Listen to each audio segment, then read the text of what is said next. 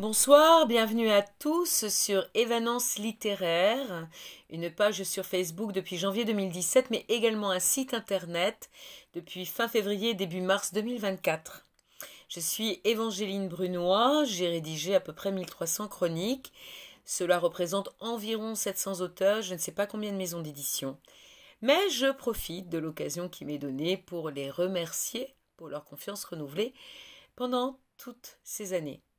Ceci dit, je vais vous lire une chronique que j'ai rédigée le 30 janvier 2024 sur un best-seller mondial, L'île des oubliés de Victoria Hislop, paru le 10 mai 2012 aux éditions Les Escales, 432 pages traduites par Alice Delarbre.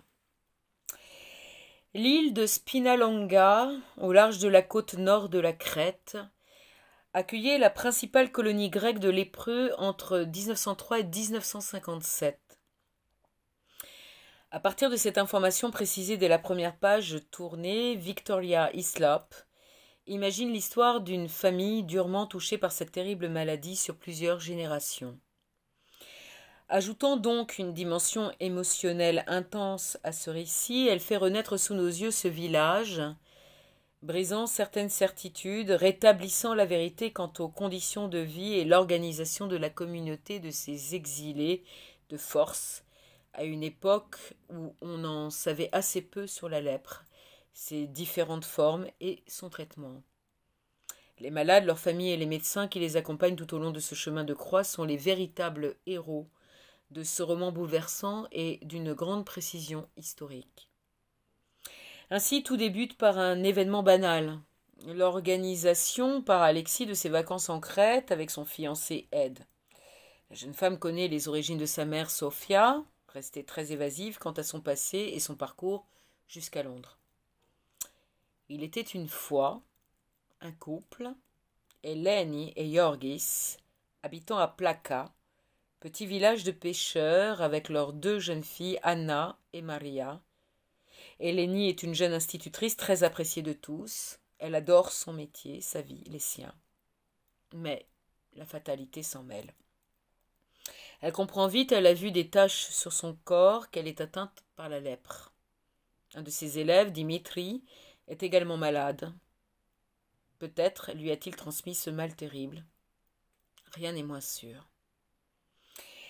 Eleni et le garçon doivent tout quitter et rejoindre la colonie de lépreux installée à Spinalonga de l'autre côté d'un bras de mer. Yorgis arrondit les fins de mois en ravitaillant l'île depuis de longues années, mais cette fois, son cœur se brise lorsqu'il doit mener sa propre femme dans ce lieu d'isolement. Il n'a jamais vu la bourgade derrière la muraille vénitienne.